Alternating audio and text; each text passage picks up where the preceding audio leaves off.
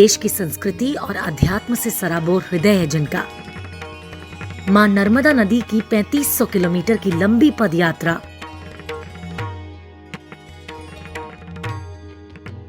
और देश की संस्कृति को अपने दिल में समेटे हुए शिप्रा पाठक राजनीतिक विरासत से संबंध रखते हुए बिजनेस संभालने के साथ आध्यात्मिक सोच, पर्यावरण, प्रकृति और जल संरक्षण के साथ जुड़ी। देखिए उनके अध्यात्म का रोचक सफर।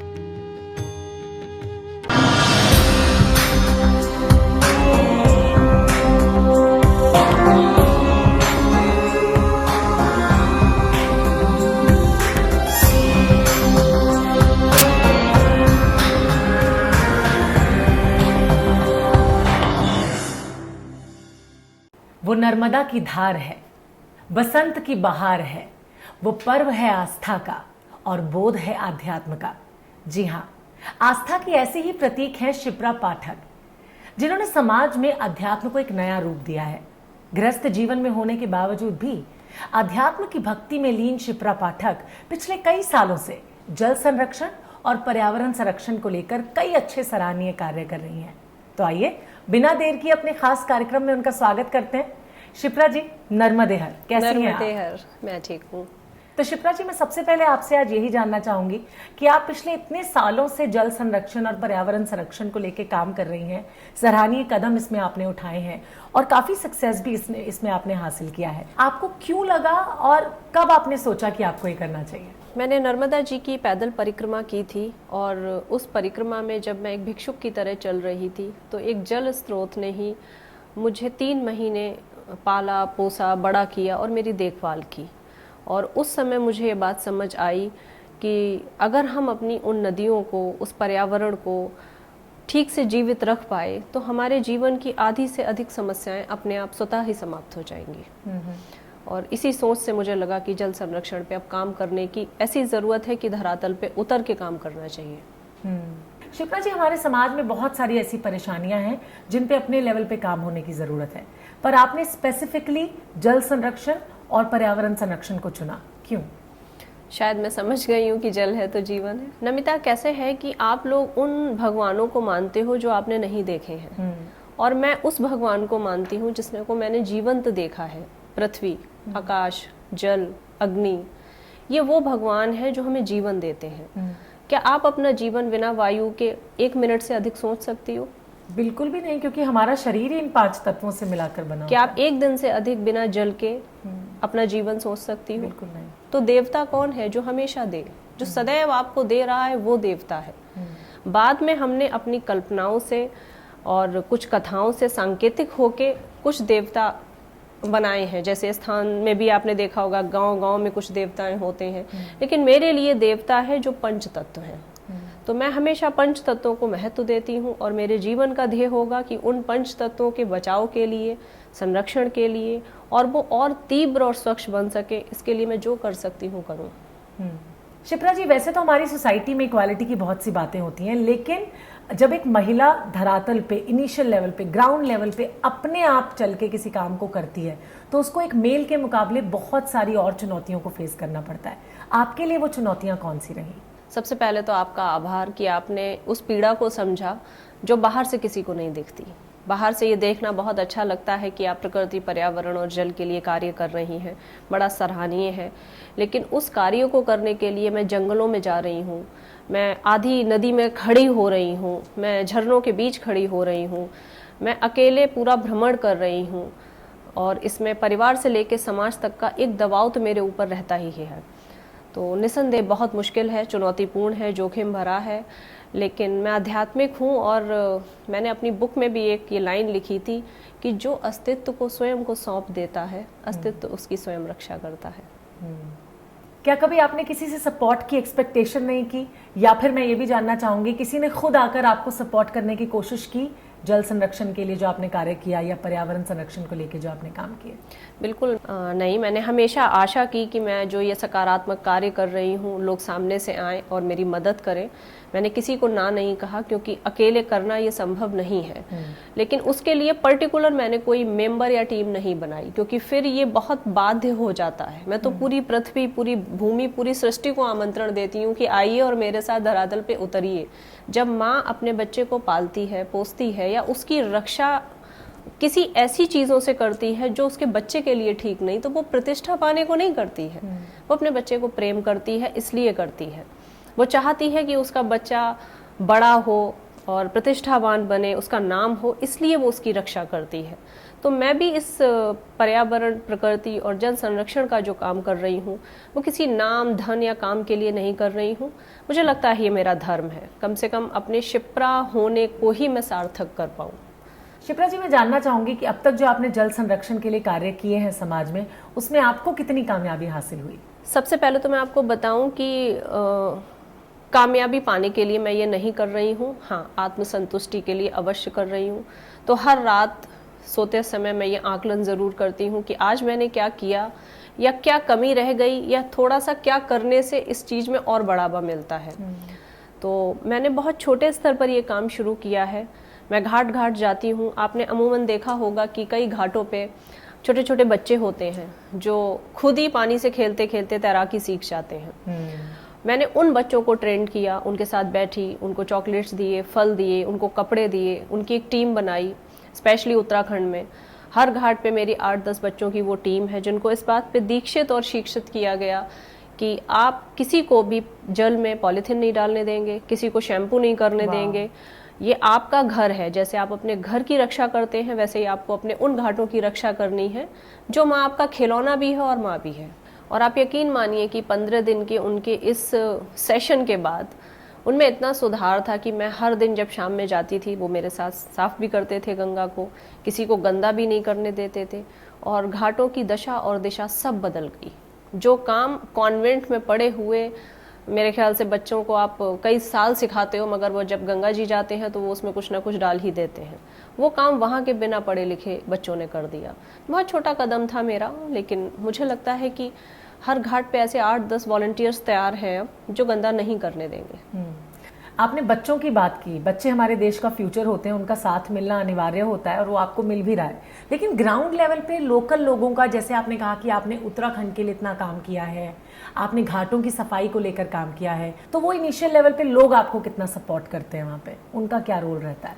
देखिए, हमने पिछले कई सालों से प्रकृति को इतना गंदा किया है, इतना उस पर अत्याचार किया है कि अब आप कितने सालों साल या मेरा पूरा जन्म भी चला जाएगा तो मुझे लगता है कि वो सुधार नहीं आ पाएगा जो हमने सोचा था। लेकिन कम से कम संतुष्टि होगी कि एक भाग इसका ठीक हुआ। जहाँ तक बात उन घाटों पे सहयोग की है, तो हर व्यक्ति आज के दौर में थोड़ा सा स्वार्थी है। तो जब उनके माँ बाप को लोकल लगा कि उन बच्चों को मैं कपड़े दिला रही हूँ, चॉकलेट्स दिला रही हूँ, उन बच्चों को अच्छी चीज़ें सिखा रही हूँ, तो बहुत ही प्रोत्साहित उन्होंने मुझे किया। उनके माँ बाप भी आए और बाकायदा मैंने उनसे गंगा का जल उठवा के संकल्पबद्ध उनको कराया कि वो किसी को भी आने के बाद गंदा नहीं करने देंगे। आपको पर्यावरण संरक्षण के क्षेत्र में काम करते हुए किस तरह की चुनौतियों का सामना करना पड़ा? परेशानियां तो बहुत आई, लेकिन चूंकि मैं बिजनेस लेडी हूँ, मैंने अपना बिजनेस सेट किया है यहाँ से लेके देश विदेश तक, तो मैंने उन चुनौतियों को ऐसे ही लिया जैसे बिजनेस में होता है। बस प्रॉब्लम नमिता वही हो जाती है, जैसे कि मैं कई लोगों को बोल चुकी हूँ कि रोज़मर्रा के जीवन में आने वाली समस्याओं को हम समस्या नहीं समझते, लेकिन जैसे ही हम किसी मानवता के कार्य पे जाते हैं और थोड़ी भी अटकल आती है, हम सहम जाते हैं। जैसे कि हमें एक कारण चाहिए रुक जाने के लिए। तो मैं बहुत हेड स्ट्रॉन्ग लड़की हूँ और मुझे बहुत जल्दी चुनौतियाँ हरा नहीं पाती। सो मैं दृढ़ संकल्पित हूँ कि मुझे ये कार्य करना है और मैं इस पे अग्रसर रहूंगी। पर्यावरण संरक्षण के क्षेत्र में जो आपने कदम उठाए हैं उनके बारे में हमारे दर्शकों को बताएं। मैंने जैसे आपको बताया कि बहुत छोटे लेवल पे ही मैंने कार्य किया है, लेकिन जिन लोगों को बाहरी तौर पे लगता है कि शिप्रा भ्रमण कर रही है, उनको मैं बताऊं कि वो भ्रमण नहीं होता है। अगर मैं किसी शूट के सिलसिले में मनाली जा रही हूँ तो जितने भी 2-3 घंटे एक्स्ट्रा हम लोगों को रिलैक्स होने को मिलते हैं, वो 2-3 घंटे में हर वो स्टेप उठाती हूँ, हर वो कार्य करती हूँ जो वहाँ के पर्यावरण, प्रकृति या जल के लिए स्वच्छ रखने के लिए आवश्यक है, उसको बचाने के लिए आवश्यक है। एक तरफ आप समाज के लिए इतने सराहनीय कदम उठा रही हैं, जल संरक्षण और पर्यावरण संरक्षण को लेकर काम कर रही हैं, वहीं दूसरी ओर अगर मैं बात करती हूँ तो आपका अधिकांश वक्त तीर्थों की यात्रा में गुजरता है, तो आपको खुद के लिए वक्त कब मिलता है? मैं या फिर ये पूछूं कि आपको खुद के लिए टाइम मिलता भी है या नहीं, कोई मी टाइम होता है आपका? थैंक यू सो मच फिर से कि आपने मेरे बारे में सोचा। आध्यात्म मुझ पे थोपी हुई कोई चीज़ नहीं थी, ये मेरा स्वयं का चुना हुआ एक मार्ग था। तो मुझे लगता है वो सारा समय जो मैं आध्यात्म को देती हूँ मेरा ही है। एक व्यक्ति जो किसी कार्य में होता है वो अपने बारे में नहीं सोच पाता, और लोगों के लिए भी लगता है वो एक सोशल प्रॉपर्टी बन गया है। आपको अब अधिकार नहीं रहा है अपने बारे में सोचने का। तो ऐसा नहीं है कि मैं भ्रमण ही कर रही हूँ तीर्थों का, लेकिन मैं जहाँ भी जाती हूँ वहाँ पे अपने बिजनेस डील्स भी कोशिश करती हूँ कि सेटअप हो मेरा। मैं आध्यात्मिक अनुष्ठान भी करती हूँ, जैसे अभी कुछ दिन पहले मैं उत्तराखंड में थी तो वहाँ कई मैंने अपने बिजनेस डील्स की, कई सारी मेरी पॉलिटिकल मीटिंग भी हुई, और इसके साथ साथ प्रदोष काल या ब्रह्म मुहूर्त में मैंने अपनी साधनाएं भी की। तो वही मेरा समय होता है जो मैं साधना में होती हूँ। आपको अनेक तरह की रिप्यूटेड जगहों पे इनवाइट किया जाता है, स्पेसिफिकली उनके सेमिनार्स में बात करने के लिए, कई तरह के सवाल जवाब उसमें होते होंगे। मैं ये जानना चाहती हूँ कि अलग अलग वैरायटी ऑफ सब्जेक्ट्स पे आप बात करती हैं, तो इसके लिए आपको क्या खास तैयारियां करनी पड़ती हैं या सब कुछ अपने आप हो जाता है?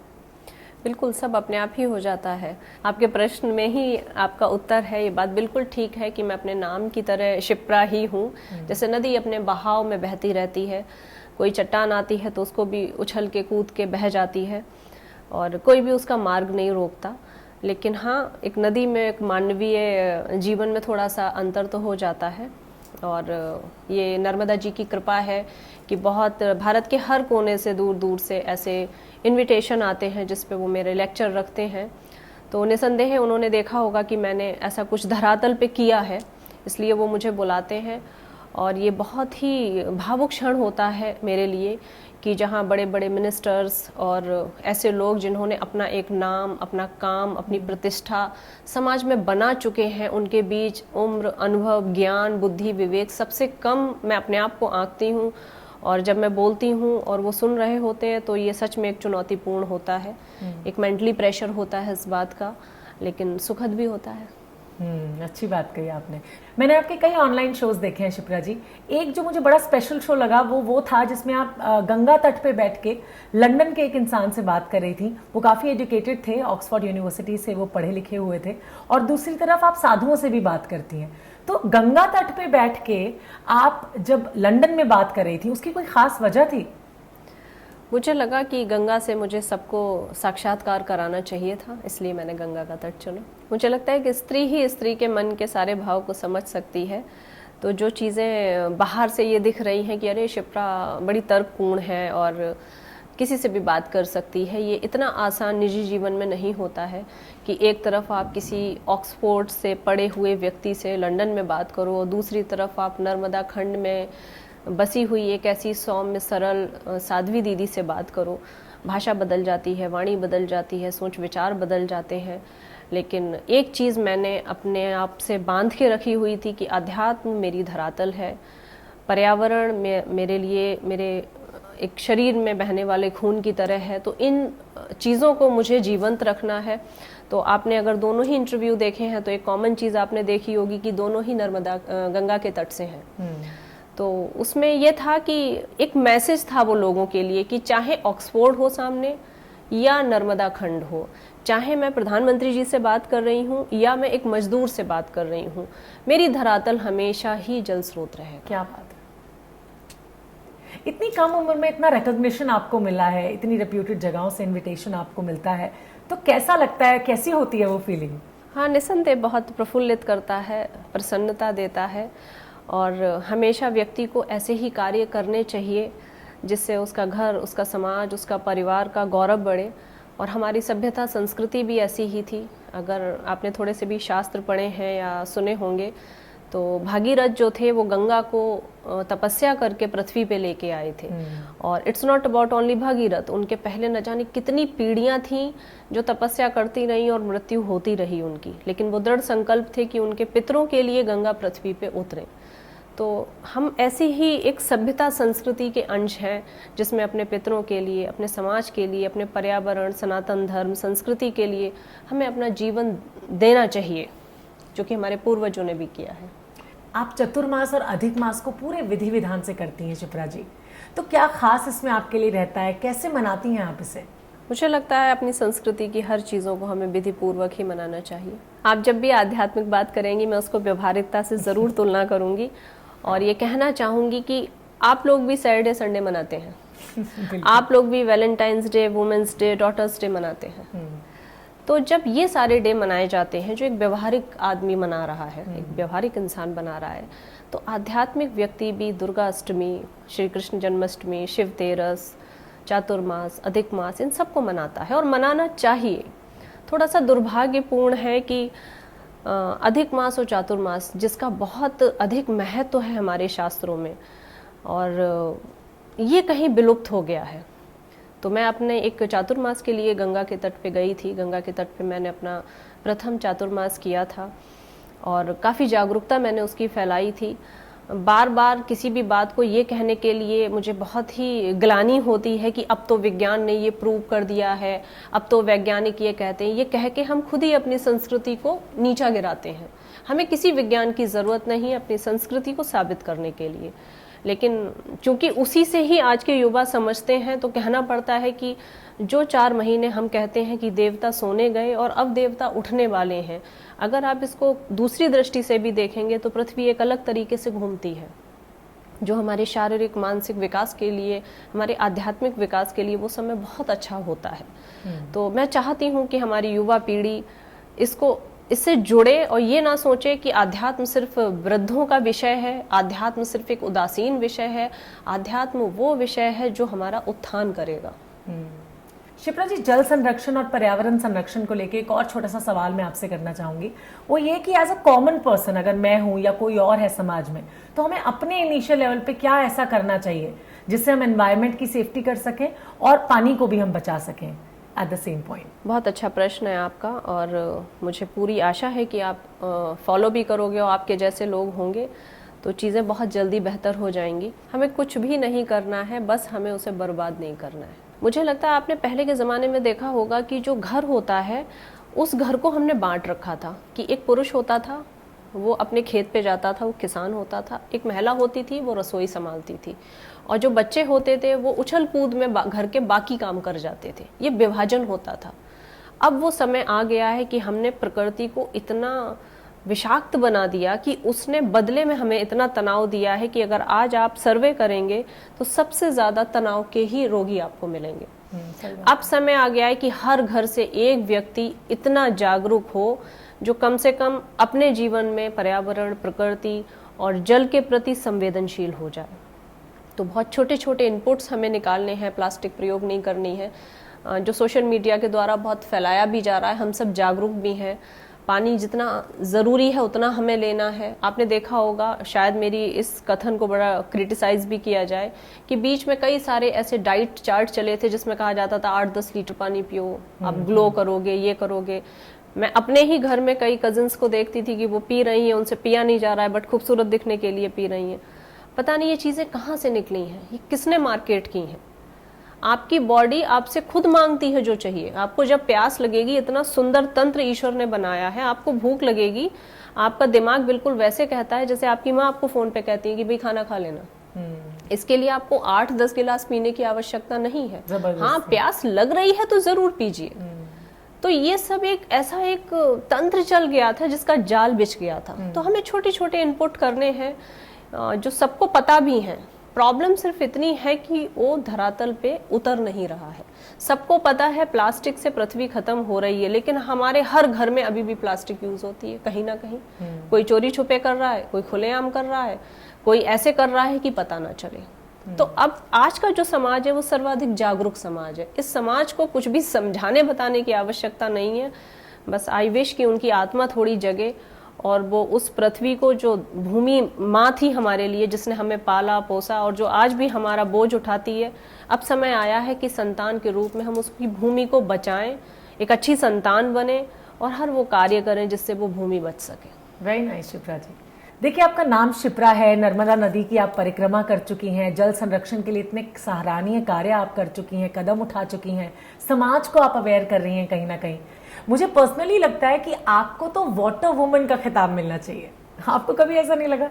Thank you so much. ये सबसे अच्छी बात होगी जो अब तक मैंने सुनी है ना। संयोगबद्ध तरीके से ये चीज़ आप ही सोच पाई, मेरा कभी इस पे ध्यान नहीं गया। और मुझे लगता है अभी तो मैं उस पड़ाव पे नहीं पहुंची हूँ, लेकिन मैं ज़रूर चाहूँगी मेरे जीवन का हर क्षण जल की हर बूंद को बचाने के लिए जाए। शिप्रा जी, जल संरक्षण और पर्यावरण संरक्षण को लेके आपके फ्यूचर प्लान्स क्या हैं? हाँ, उसमें काफ़ी चीज़ें हैं। जैसे अब मैंने सोचा है कि जिस तरीके से हमने उत्तराखंड चुना है, ऐसे आसपास के जो भी मेरे नज़दीक के स्टेट हैं, एक एक स्टेट पकड़ी जाए। और अगर जैसे आप लोग काम करते हैं तो आपको सैटरडे संडे ऑफ चाहिए होता है, ऐसे मैं भी सोचूंगी कि 20 दिन कुछ ऐसा काम किया जाए ताकि दिनचर्या जो है वो प्रभावित ना हो, काम भी चलता रहे। और 10 दिन हर राज्य के हर घाट पे जाके निचले तौर पे उतर के उनकी सफाई पे सबसे पहले काम होना चाहिए।